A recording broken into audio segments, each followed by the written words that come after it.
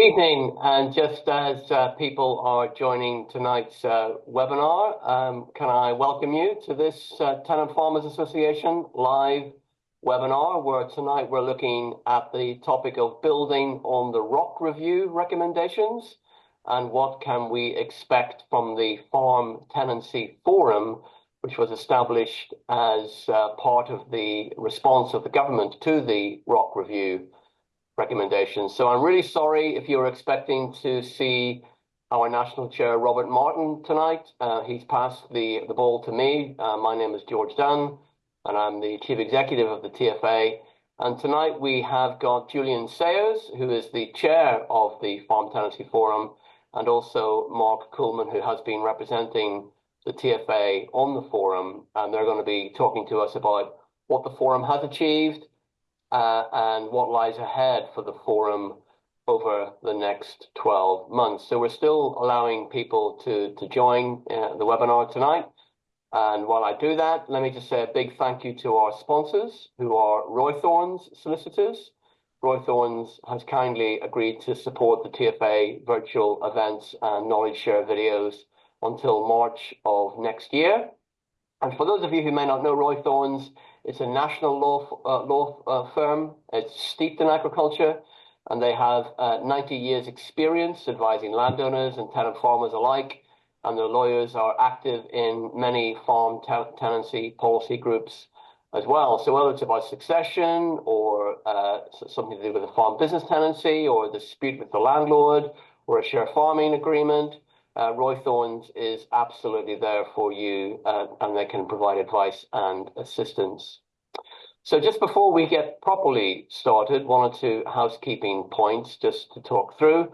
If you have any questions tonight for any of our speakers, can you type them into the Q&A area, which can be found on your Zoom toolbar. So we aim to have around 30 minutes for Q&A once we hear from tonight's speakers. And if you miss any of the webinar tonight, or you want to watch it later on catch up, it will be recorded. And once we've edited it a little bit, it'll be available on the TFA's YouTube channel. And to find our YouTube channel, just search at Tenant Farmers. And the TFA video library also features all of our past virtual events, knowledge shares and teach-ins, and key news snippets, and this video library features all of our past news snippets and knowledge share teach-ins. So please have a look at that. So there's issues on rent reviews, succession, improvements, and details about applying for farm tenancies. So pay a visit and subscribe to the channel so that you're updated and notified when we upload any new content.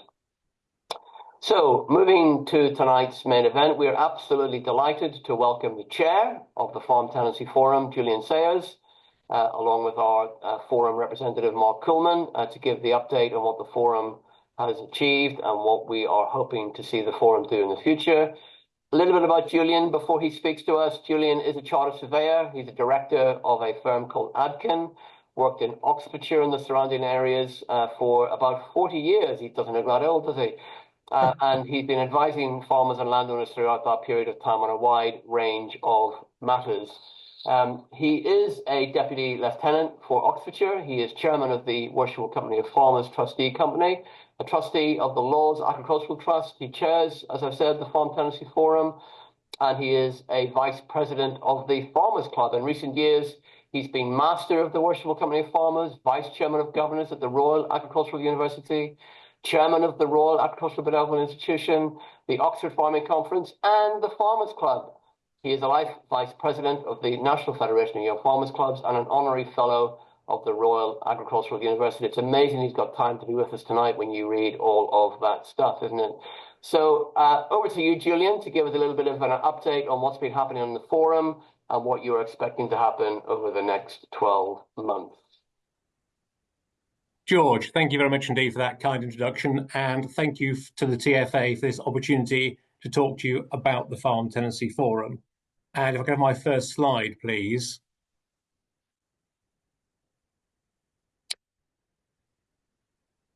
So just a bit of background, first of all. I had the privilege of chairing the Tenancy Reform Industry Group for some 20 years.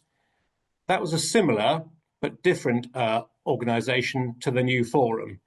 It was there very much in an advisory capacity, but it was not, I would say, embedded in DEFRA, which the forum very much is, as you'll hear as I talk through this evening's presentation. That group did achieve a great deal. We did make changes to the 86 Act and the 95 Act. We produced guidance, and we completely rewrote the model repair clauses, for example. And George was a key member of TRIG from day one, all through those 20 years. And I'd like to thank him for all that he did, his major contribution to the work which we undertook. But I think, George, it's fair to say, I think in those 20 years, 2, was it, or maybe 3 ministers appeared. We hardly ever saw anybody at a high level from DEFRA at all, but that has certainly changed now. So as George has said, as a result of the government's response to the ROC review, the Farm Tenancy Forum was formed. I was asked by the then Minister, Mark Spencer, if I'd be willing to, technically I'm the co-chair of the group, because whilst I do chair all the meetings and very much take the lead with the forum on behalf of the industry, there is also a senior DEFRA official, at the moment Toby Nation, as co-chair. So again, that shows how the forum is very well linked in to DEFRA. On the slide there, you can see the 9 organisations which are represented within that group. You should recognise most of those. Perhaps the second line, the ILG, that's the Institutional Landowners Group. They weren't on TRIG, but they are here. And then ACIS, that is the Association of County Estate Surveyors. So there's 3 tenants organisations, 3 representing the landlords, and the 3 professional bodies. In terms of our terms of reference, or just to go back one stage, is when we came to set up the forum, I was worked with the minister. It was actually the TFA who set the pattern of actually saying, rather than having an executive member on the forum, it should be a member from each organisation. And that's something which followed through. So all those now 9 organisations are represented by individuals. And of course, in your case, it's been Mark, again, who's made a major contribution to the work of the forum since its inception. The terms of reference, if anybody wants those, I can make them available to them. They have been slightly updated under the new Labour administration, but mainly just to give the forum an even wider remit and a longer term view as to what it's going to deliver, hopefully for the tenanted farm sector. In terms of our work programme, the first thing we did was we looked at the government's response to the ROC review, which contained 65 recommendations. They were all put individually onto a very detailed spreadsheet, and the first task of the group was to prioritise those. So as you'll hear in a minute, top priority was to deal with environmental land management schemes. Those which we were less likely to be successful in the early days were put lower down the pecking order. For example, changing legislation. We could see that was unlikely to happen in towards the end of the last government, and probably was going to be a top priority for the new government. But those things are still there, and we're going to work our way through all those recommendations until we've dealt with them all satisfactorily. We held our first meeting in July 2023, and the forum now meets on a quarterly basis, and that is generally face-to-face. But then what we've been doing is setting up subgroups to deal with the real technical detail around some of these subject areas which we have to address. I think we've had 6 subgroups to date, and Mark has very kindly served on, I think, virtually all of those, which has been much appreciated. But with the subgroups, we do allow the member organisations to send another representative, somebody who's better qualified to come and deal with that particular issue. In terms of DEFRA support and access, the forum is fully embedded within DEFRA. I have 4 people who I can always turn to. There are 2 senior DEFRA officials, and then 2 civil servants who provide the secretarial and support and backup, and they're there attending all of the meetings, and I can have access to them whenever required. We also have full access to other DEFRA staff, depending upon what we're discussing, and also the RPA. So there is no limit to the support which we receive. In terms of ministerial support, under the previous government, then the minister attended meetings, and indeed the Secretary of State attended one meeting. And with the new administration, then Minister Daniel Zeitner came to our first meeting following his appointment. So that is all good news. So let's move on to our next slide, which is delivery. What have we delivered to date? The first thing I'm sure you're all aware of is the Code of Good Practice. That was written by an expert working group. It was then reviewed by the forum and then signed off, and then has been publicised by all the organisations. I think it's already being well used, and I think it's there to guide and help parties to reach satisfactory conclusions, hopefully, when addressing a range of issues around farm tenancies. It's there to oil the wheels, and I hope that people will continue to use it and refer back to it, and we'll certainly be flagging that up in the future. Then environmental land management schemes, again, another top priority. We literally went through SFI and countryside stewardship measure by measure to make sure that as far as possible, the provisions within each of those schemes were available to tenants without necessarily having to seek landlord's consent. And we basically broke them down into two categories. Those which are landscape changing, they did require landlord's consent. All others didn't. Landscape changing ones are very limited, but the others, the tenant can access those schemes, albeit we do encourage tenants to talk to their landlords so they know what's happening on the ground. And access for tenants is now embedded in all future schemes. That was the first major success. And we were working on, but it got held up by the election, the possibility of having joint applications. Landlord and tenant, joint scheme, landlord perhaps doing the landscape changing, longer term work, the other carried out by the tenant, and splitting the responsibilities and also splitting the funding accordingly. And that work is now ongoing again. We've done quite a lot on data collection and analysis. Some of you may have seen questions appearing on some of the application forms and in the June returns. We've also been working with the CAV to adapt their farm tenancy survey to try and really find out what is happening on the ground. Is land being taken out of the tenancy sector to go into schemes by landowners, vice versa? The initial feedback has been some land's been lost, some land's been gained, and it's pretty much the status quo. But we obviously need to carry on monitoring that over a number of years. Fifth grants, that's slightly ongoing, but we've made some progress. There are circumstances whereby it should be the landlord who can apply for the funding, working with the tenant, because if it's a long-term improvement and potentially a large capital outlay and cash flow issues, and this was brought up particularly in terms of county small holdings, it may well be better for the landlord to carry out the work, such as a slurry facility, and claim the grant rather than putting all that onus onto the tenant. Then finally, the appointment of the commissioner. As you'll have seen, the good news there is that Daniel Zeitner announced at the Northern Farming Conference last week that there is going to be a commissioner appointed, hopefully by next spring. I did quite a lot of work behind the scenes with DEFRA under the last government to bring this forward. And we have now received, all the members of the forum have received confidentially the terms of reference and the job description.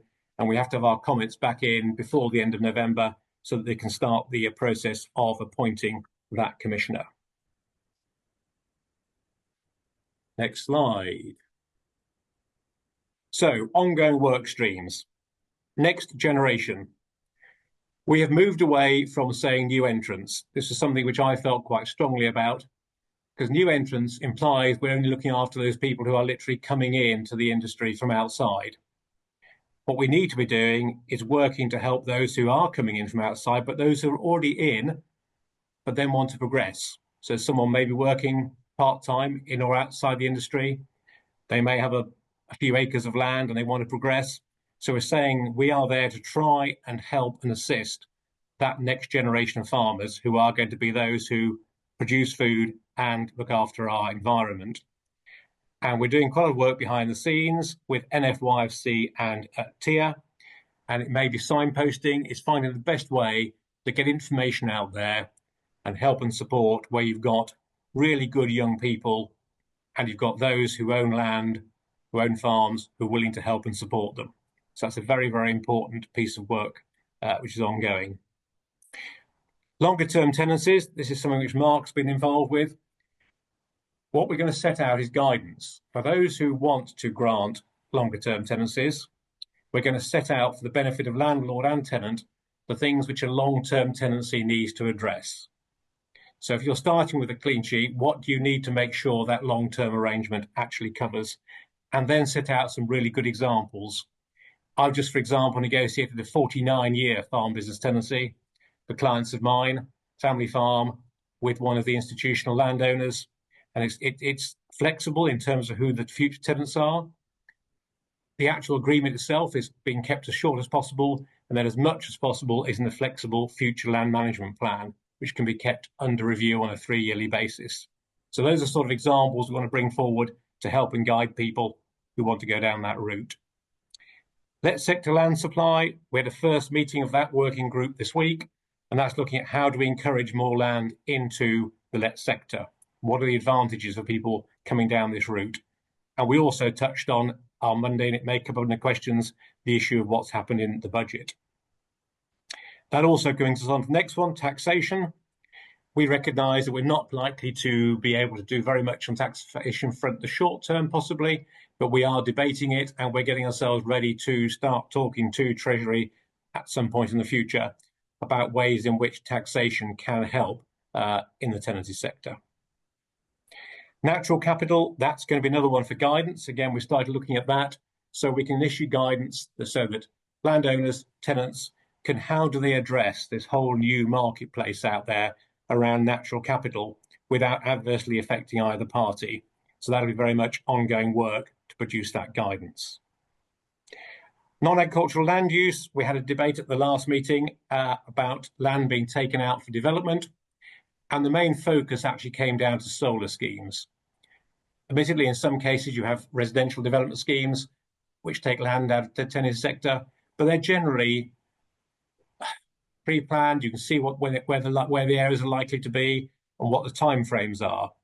The concern of the forum was that you've got this scattergun out there at the moment of potential solar schemes. Only a percentage of them ever come to fruition, but there's that horrible intervening period when someone's saying, is it going to happen or isn't it going to happen? And that's now being referred to other government departments to look at that. And then finally, changes to legislation. Again, we're not going to achieve this in the short term, but what we're doing is drawing up a list of those provisions within both the 95 Act and the 86 Act, which we believe still do require change for the future. And so that'll be a list which we can then start discussing with DEFRA and with others at the appropriate time. So again, this is all going on behind the scenes, but to make sure we're ready with things for the future. So I think that is really a very quick run through of what we've achieved to date, what we're planning to achieve in the future, and I very much look forward to your questions in due course. And my contact details are there. If anybody wants to contact me at any time, you're more than welcome to do so, but it will be my capacity, obviously, as the co-chair of the forum, and happy to help whenever I can.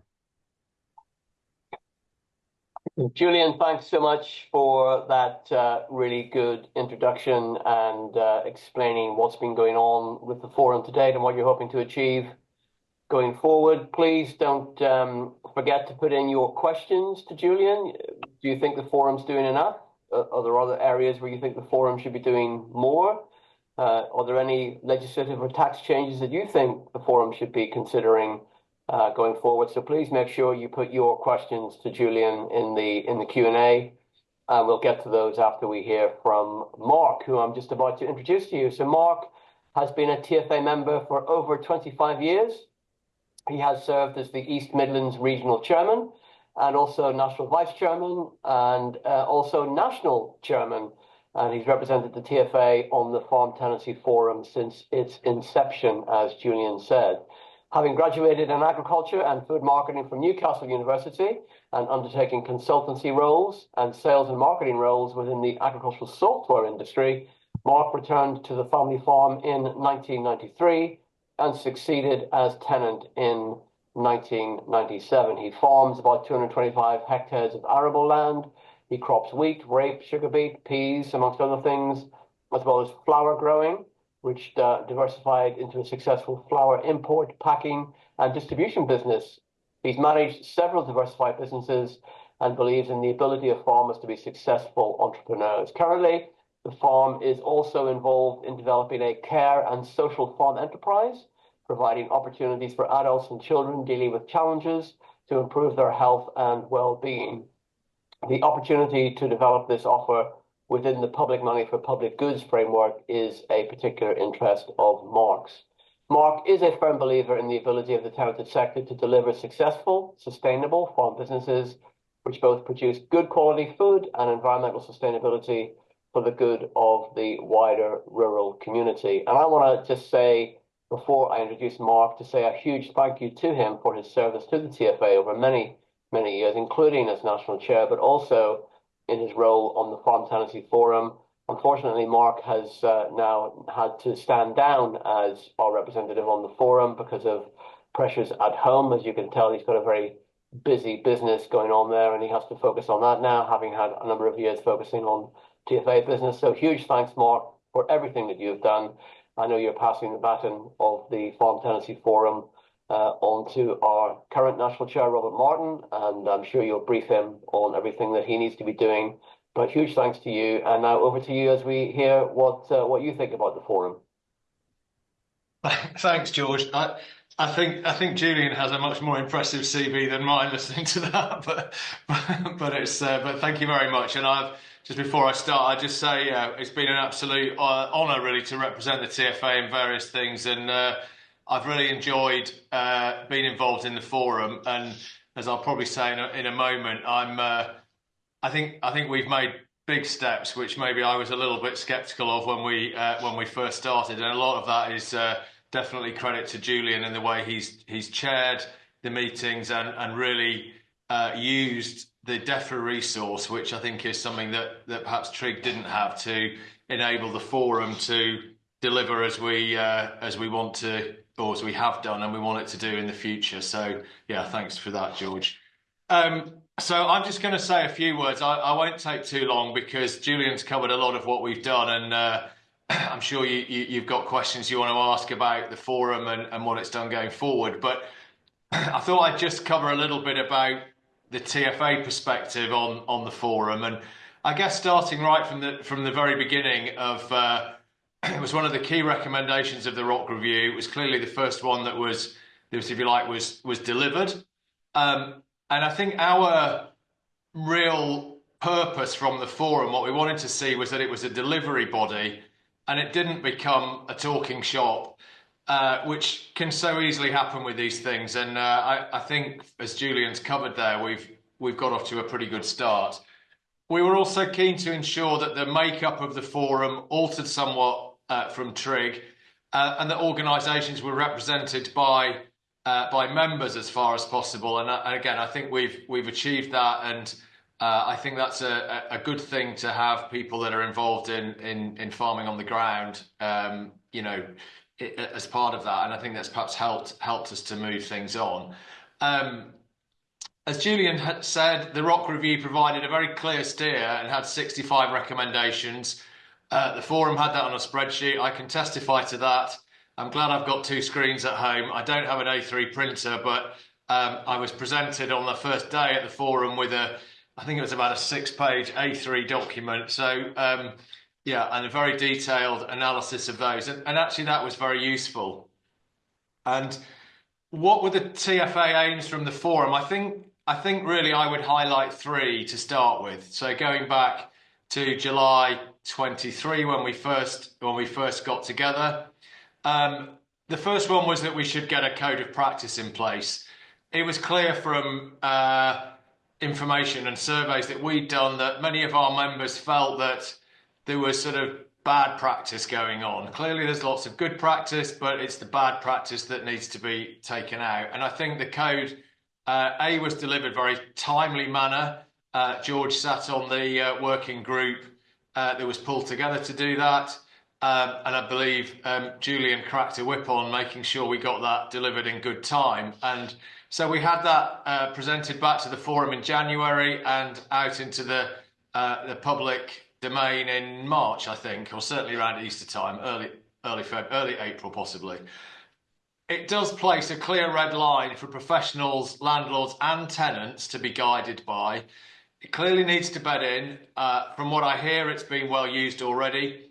And as tenants, I think it is incumbent on us to highlight where breaches are being seen and to use the code. It's there for us to use the code as a guide, and where we think something isn't right, it's a very good objective view to measure the behaviours that we perhaps feel uncomfortable with. So I think that's a really good thing. We also were very keen, because I think we very strongly feel that the practice goes hand in glove with having a commissioner to ensure that the code of practice is adhered to, and that we can use it to improve practices and make things work for everybody. So we massively welcomed the announcement last week at the Northern Farming Conference. It was very good of a government minister to come outside the M25 and make an announcement. So particularly pleased as a more northern-based farmer to see him announcing that. So that was very, very good to see. And I think, as Julian referenced, the terms of reference are coming out. But I think we have three really clear things that we'd like the Commissioner to be able to do. First of all is to uphold the code of practice and to ensure that where there are issues and disputes, they are settled in a sensible manner. So again, as tenants, we've now got something, or we will have some body in place, if you like, to help us to ensure that happens. As indeed, and I think we need to be aware of this, will landlords have something in place to ensure that where tenants have behaved badly, I'm sure none of us on this call today have ever behaved badly or done anything out of order for our landlords, but there may be one or two that have done. So let's just make sure that we make really good use of that. We also feel that there's a role for the Commissioner to work with DEFRA to ensure that where policy changes are being put in place, they are tenant proof, if you like, or they're measured against tenancies.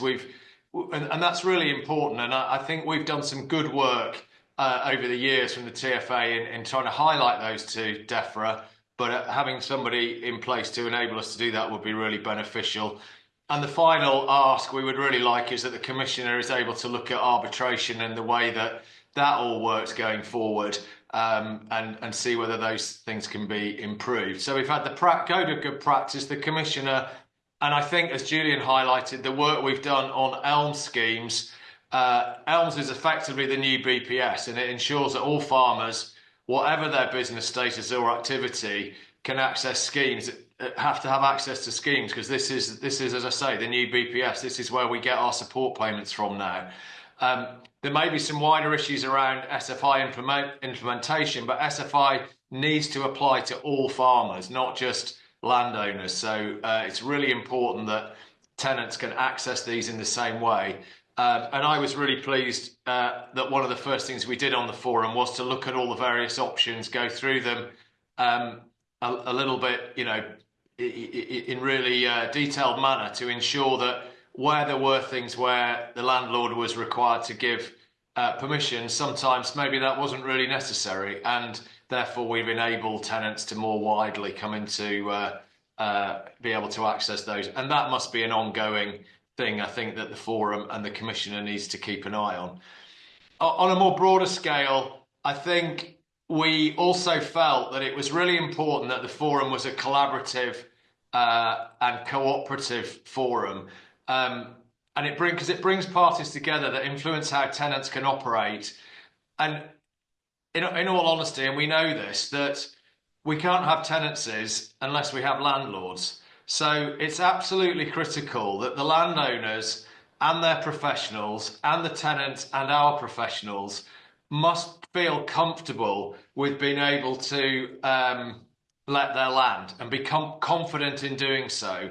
And the professionals must see merit in their clients letting land. So I think it's really important that the collaboration of the forum it's really important that we get everybody around the table. As Julian has said, there's a very good covering of various bodies on the forum. And I'm really pleased to say that I think that certainly to date, we've managed to do that. I think the forum has been very collaborative and cooperative. And that is not to say that it hasn't been challenging. I think we've all challenged each other, and that is only right. But it's on a very professional, collaborative, and trying to find where the mutual benefit is to all. So, I really hope that that will go forward. I'm sure Robert will continue to do that as we go forward.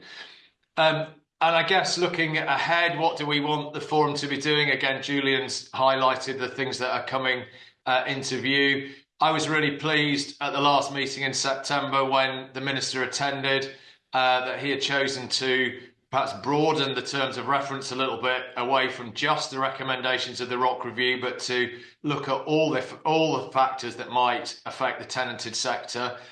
So I think that's to be welcomed. And maybe that reflects that we are making some good progress and is well regarded as a forum and a basis on which to look at issues that affect tenants. The forum is a really good means of doing that. I think we need to ensure that land comes forward for letting, and as Julian said, that we've already got a subgroup set up to do that. And we also need to look at how we encourage longer term lettings. I can't remember when the TFA started our 10-year plus campaign, but it feels like when I pretty much joined the TFA, so 25 years ago. So we're still beating the drum on that, and we will continue to do so. And at the risk of being a bit controversial, maybe the recent changes to APR in the budget suggest we do have a government that is at least willing to look at the role of APR and perhaps how taxation might be able to benefit and encourage people to let on a longer term basis. So that's good news. And I think also the third thing we really need to work on over the next, as a sort of next step, as Julian again highlighted, is how do we attract the next generation to come into the industry? It's stubbornly old, I guess. I think the average age is something north of 60. Is it something crazy like that? And yet there are some really good people. We need to encourage young entrepreneurial people into the industry. I think there are no more entrepreneurial people running farms than tenants. So let's pull together and do that. So in summary, I think the forum has delivered on several fronts over the first 18 months of existence. I think we have avoided it to date becoming a talking shop, and that's really to be welcomed. And I think that is a massive credit to Julian and to the support team of DEFRA that we've been able to deliver things. So let's make sure that continues to be the case.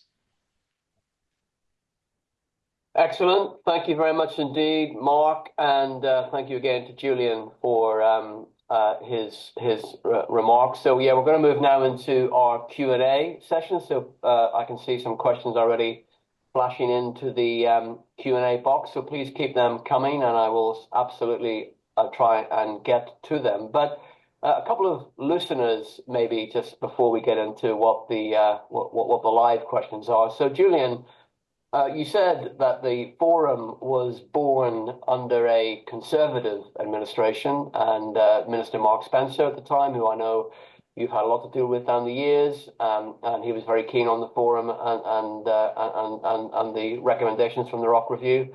And now we're having to deal with a brand new administration under Steve Reed and Daniel Zeichner.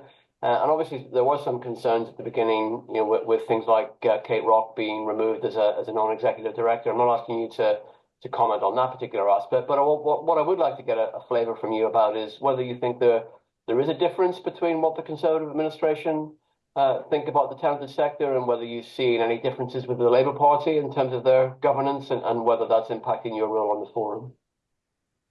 Thank you, George. No, I mean, I have to say it's been pretty much a seamless transition so far as the forum and the work on the for the tenanted sector is concerned. I mean, I was invited to go and have literally one-to-one meeting with Daniel Zeichner, probably within about the first 3 weeks of him being appointed. And he made it quite clear that very first meeting that he wanted to see the forum continue.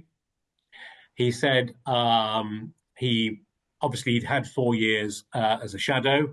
So he said, I do understand a bit about it. He said, but these tenancies, he said, they're quite complicated, aren't they? I said, yes, they are, Minister. But he did refer to what he'd learned from you, George, at the TFA. So that was all good. But no, quite honestly, it has been seamless.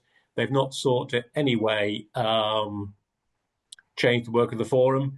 The access to DEFRA remains exactly the same.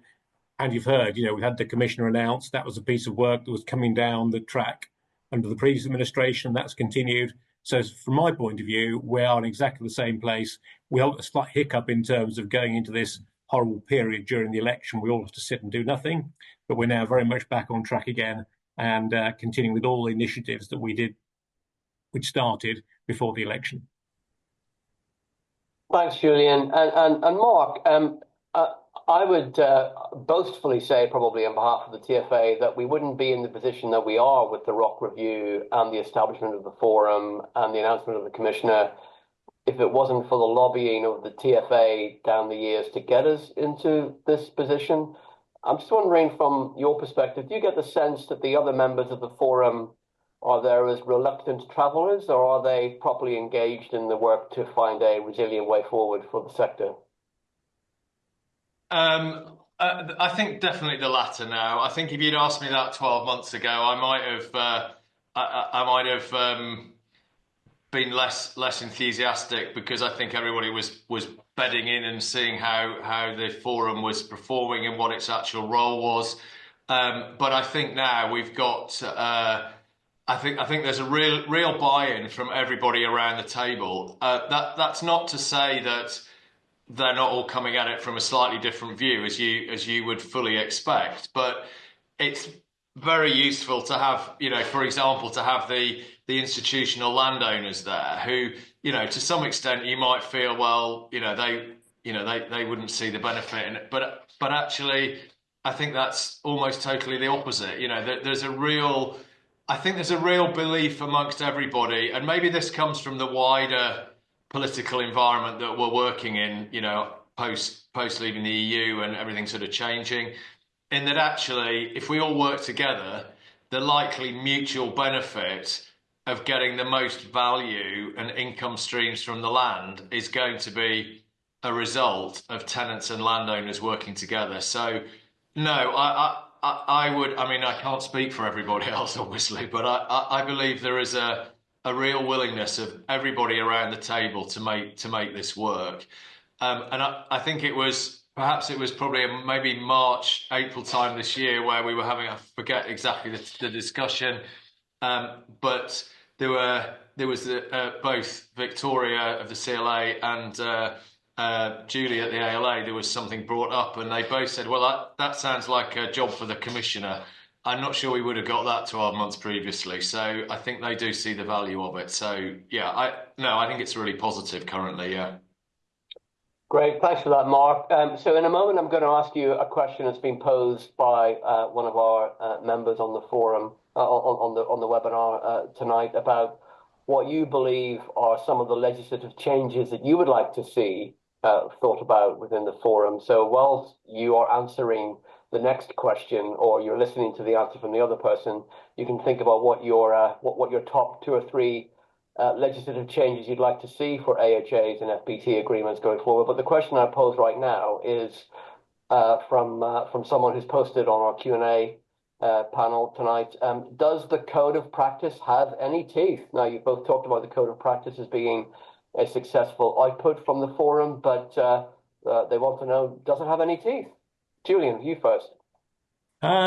Directly, no, it doesn't. It's a carrot.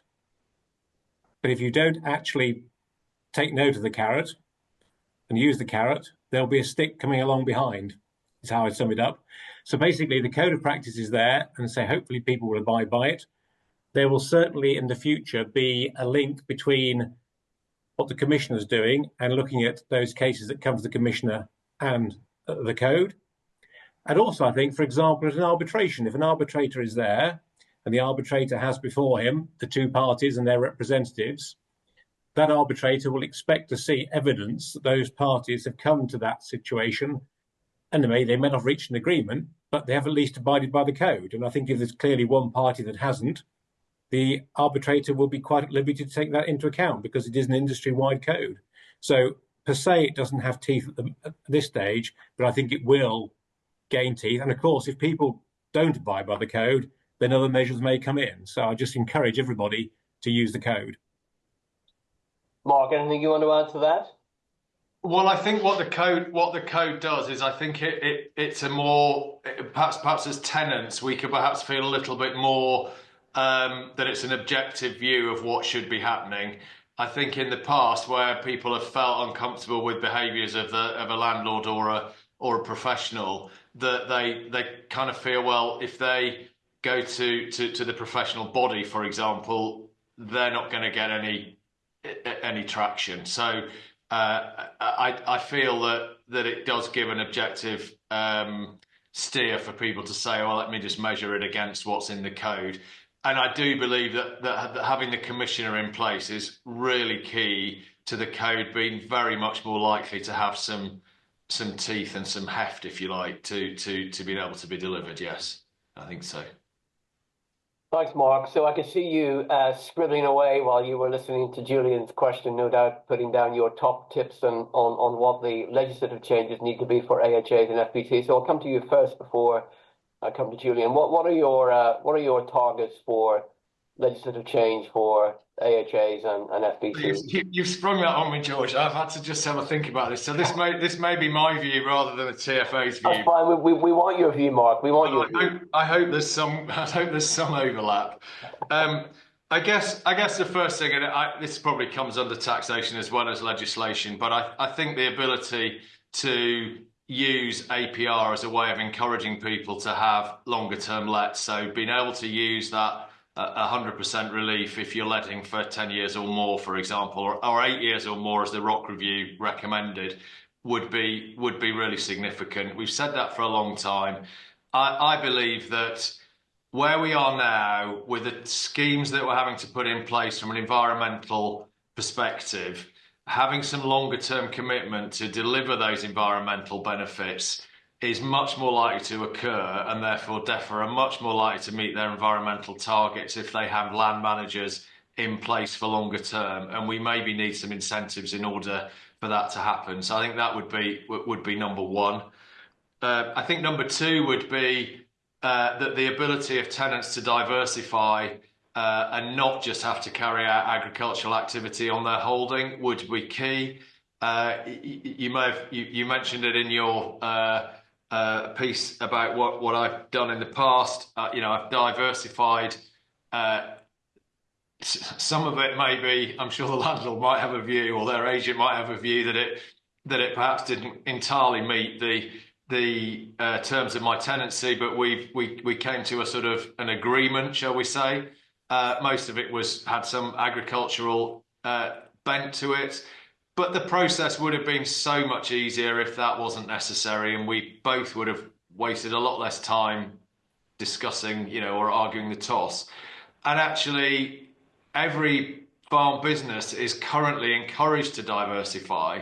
So having legislation in place which encourages you not to diversify seems in this day and age to be not the right way to do it.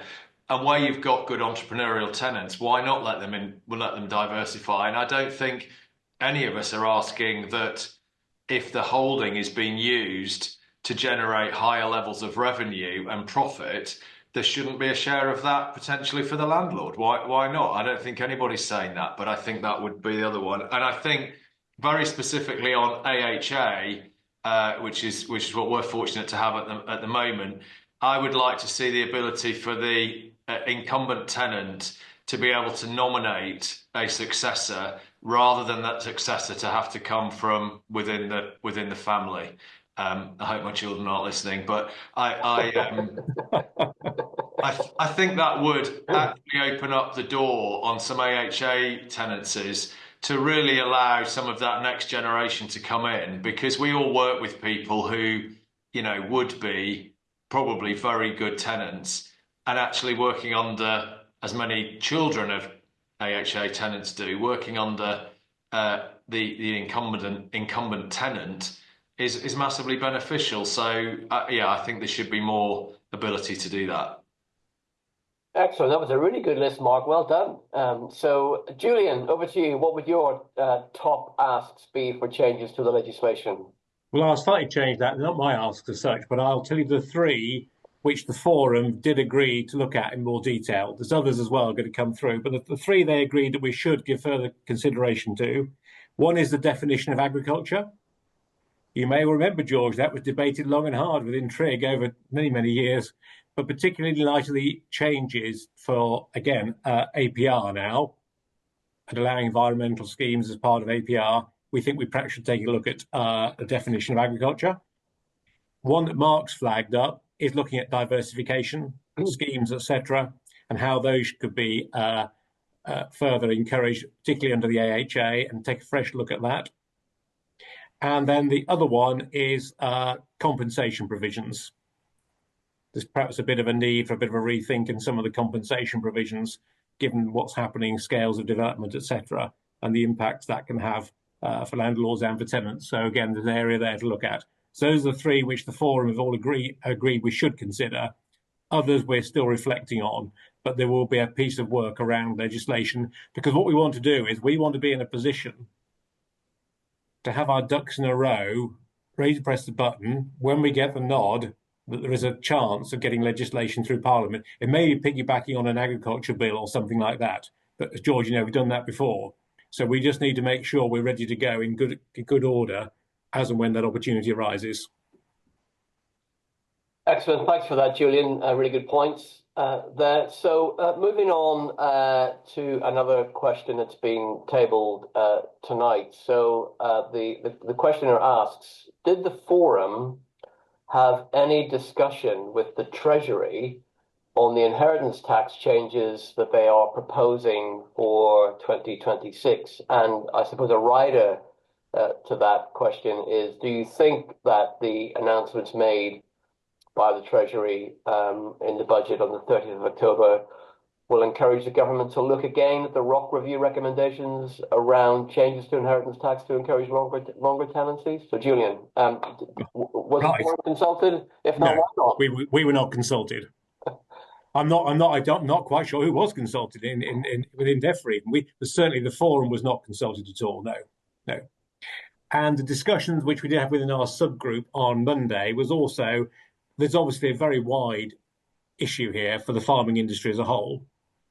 But we started to focus on what were some of the specific issues affecting the let sector. So that was where we began to put some of our thinking together as to what we might be saying within DEFRA and up to the Treasury. And I think that's something which will be on the agenda for the meeting on the 10th of December.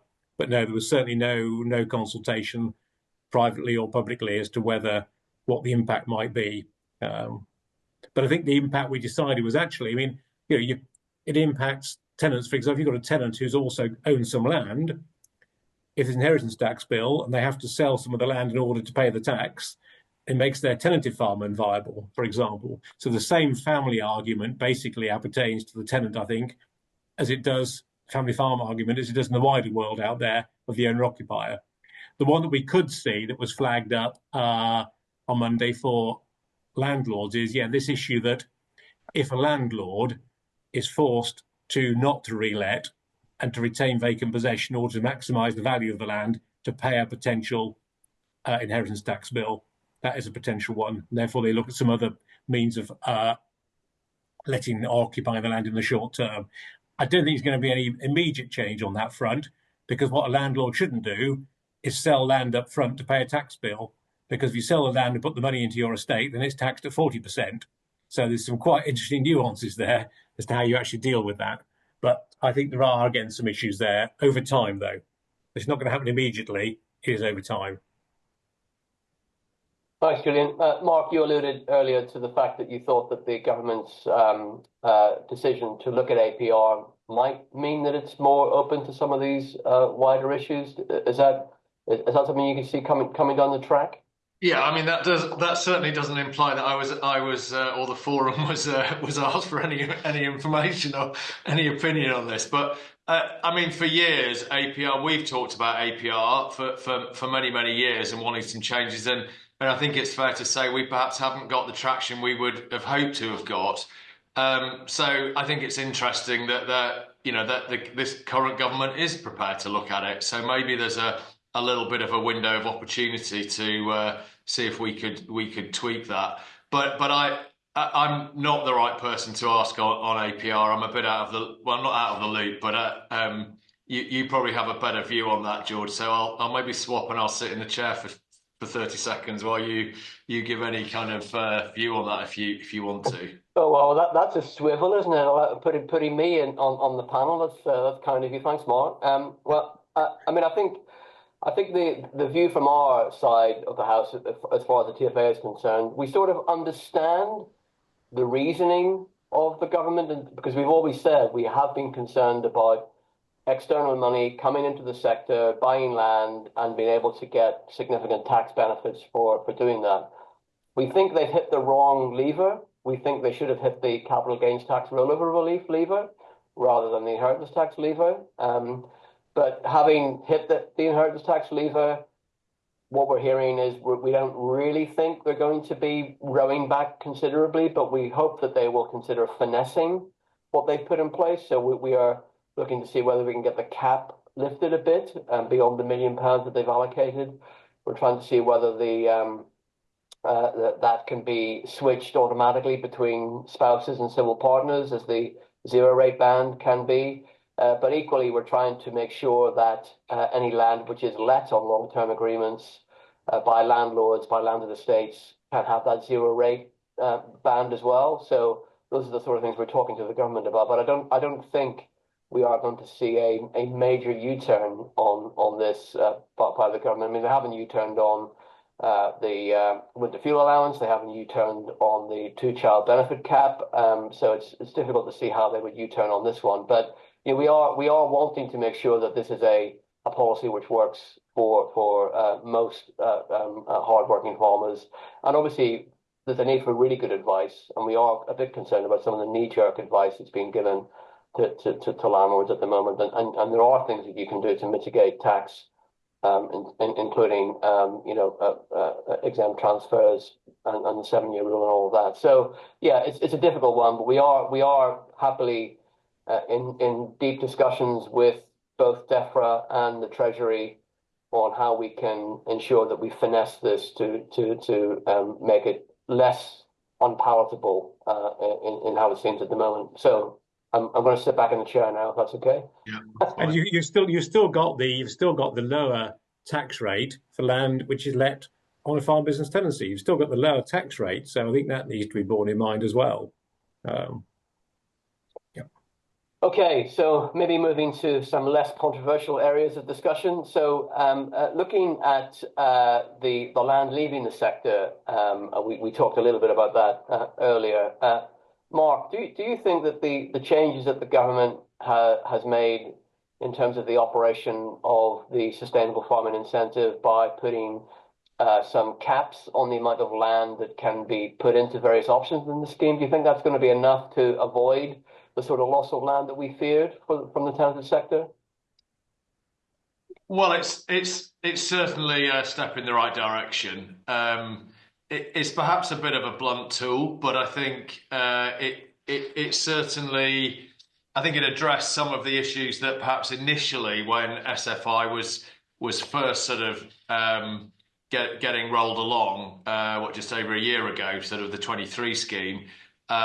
I think we did hear a lot about, land was just going to go wholesale into SFI schemes. So I think, yes, I think that has been, a positive thing. I think that has helped. It certainly made people have to think a little bit harder about, well, let's just not have any tenants and just stick it all into wild bird feed or whatever the choice might have been. So I think it's helped. I think, though, and I think Julian mentioned it earlier, I think DEFRA, and we push very hard for this, but I think DEFRA is starting to collect data to a degree on SFI applications as to what land is it actually getting lost. Because I think the danger here is that there's a lot of anecdotal evidence that, landlords are talking about, going wholesale into SFI. It is clear with SFI that this is not BPS. You have to do some work here. And you can't just go into SFI and go, well, I've just chucked a bit of seed down, it'll all be fine. There's some management time that goes into it. And also, from what I hear and see, and certainly from an arable perspective, so I can't talk so well on a grassland scenario, but certainly on an arable perspective, it's quite clear that in a lot of cases, it's possible to get somewhere near your your BPS receipt from being clever and sensible about how you do SFI. So I don't know that landlords have to kind of suddenly jump up and go, we'll just do this wholesale, because one of the reasons why landlords are letting land is that they don't really want to farm. They don't want to do that sounds terrible. They don't want to do the work. They have other commitments. So they don't want to do the work, and SFI requires them to do that. So yes, I think it was helpful, but I'm not sure how wholesale we are really seeing that. But time will tell. Okay, thanks for that, Mark.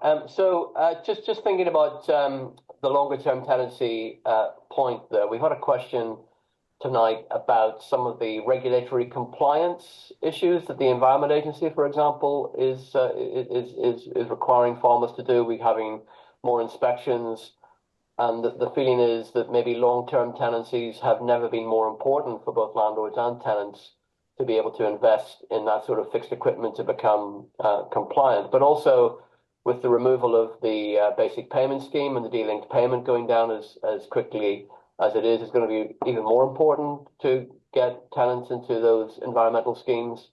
And a connected issue, with the de-linked payment going down so swiftly, are we going to see rents fall as a result of that? So what's your view about the importance of long-term agreements in relation to those regulatory issues, and also what's your thought on where rents should be on the basis of the economics as we see it now? So Julian, maybe you first on that one. In terms of longer-term tenancies, I think this is the work of the subgroup, and to come up with a clear guidance as to the issue to be addressed in a longer-term tenancy, but also the reasons why a longer-term agreement may well be more appropriate. So the points that have come out from that question clearly want to be in there as to why it makes sense to look at that long-term, and where you can then encourage a tenant to invest, or indeed the landlord to invest. Both parties are committed to that agreement, and they work together to achieve a common goal at the end of the day. So the one I was talking about is 49 years. The land management plan is embedded in both the landlord and the tenant, but there's also something on that within that tenancy agreement, which is going to require a big investment from the tenant, which they're prepared to do because it makes sense over that length of time. Where rents are going to go to, well, I don't think it's for the chair of the forum to comment on that. Time will tell, George. Time will tell. But rents do need to reflect, where we are. And it's been a couple of difficult years for the farming industry. It really has. It's been, what's going to happen in the future. This transition period has been combined with some of the worst weather conditions that you could imagine. Thank goodness it has now dried up, and hopefully Mark's got some of his crops in the ground. Yeah, and I think as well the total income from farming figures that were released earlier in the year that show every area of the country has seen a huge reduction, and we've had the farm level data out today showing reductions across the piece as well as the BPS payments, the de-linked payments falling away. But Mark, have you got any thoughts on those questions? Yeah, I think in terms of longer term tenancies, I mean, the TFA have always lobbied very hard for longer term tenancies, and I think there is so many positives from having a longer term tenancy for both tenant and landlord. And I think what's interesting with the work that the forum has been doing on this is actually taking where we do see that good practice, because it is out there, and Julian's highlighted is the 49-year agreement. We're not saying 49 years is the minimum for a long-term tenancy, by the way, although that would be good. But I think there are some really good examples, and I think maybe they are starting to come a bit more to the fore, because environmental schemes, and as you say, the regulatory framework is such that in order to achieve that and generate your income, you need to have somebody managing that land for a longer term. So, and maybe it's really important work of the forum in this, I think, is to highlight where that good practice is happening and provide guidance so there is comfort for both landowner and professional in those scenarios, not to be frightened of letting on longer terms. So I think, yeah, we definitely need that. In terms of rents, I mean, they're always too high, aren't they? That's been my experience over 30 odd years. They're always too high. And I think in all honesty, I think one of the issues here is, and just following over the last 10 days, the argument about APR, the real argument, the real issue here is that the margins in farming are not high enough. If the margins were high enough, then we actually wouldn't have such a fuss about paying a bit of tax. The issue is that we really, the margins are very, very tight. And as Julian said, the last couple of years of sort of the weather issues and the economic issues have been a bit of a double whammy. I'm pleased to say in this part of the world, it's the first time for about 3 years that I felt walking around the farm in November that I've actually done something of a job. So that's good to know. But don't tell the landlords that, by the way. It looks terrible. It's been difficult. Thanks, Mark. I will remember one of the first campaigns that I worked on for the TFA when I joined back in 1997 was a campaign with our then National Chair, Reg Hayden, who will be well known to Julian particularly. And the slogan was, "Rents must come down." That was the campaign that we had. And I'm sure there will be many tenants and members up and down the country who are saying that again right now. But we need to finish tonight. It's already gone over the hour. So I want to, on your behalf, say a big thank you to our guest speakers tonight, Julian Sayers, as the chair of the Farm Tenancy Forum, and to Mark Coulman, who has been our rep on the forum to date. And again, big thanks to you, Mark, for that and for what you've done tonight. And of course, thanks again to our event sponsor, Roy Thorne's Solicitors. So before I say goodnight tonight, let me just tell you about next month's webinar, which is a really special one. Not that tonight's wasn't special, it was special, but on the 4th of December, on the Wednesday night, on the 4th of December, we have a guest speaker who I'm sure you all want to come and hear, and that's Daniel Zeichner, MP, the Minister of State from DEFRA, who's been referred to on a number of occasions this evening. The TFA's Executive Committee had a really good session with the Minister at its meeting this week. Since the budget, I've had 4 meetings with the Minister, which shows how engaged he's been on the issues for the tenanted sector. So I'm really looking forward to having Daniel on our webinar on the 4th of December. So do watch out for details about that and sign up as soon as you possibly can. So it'll be a free webinar, so you don't have to pay anything to take part, and it will also feature a live Q&A. So if you've never asked a question of a government minister before, this is your opportunity to do that, and we'll also have it on our YouTube channel. So I hope you found this webinar helpful and useful. So I really want to thank you for attending tonight, and we look forward to seeing you again soon. Good night.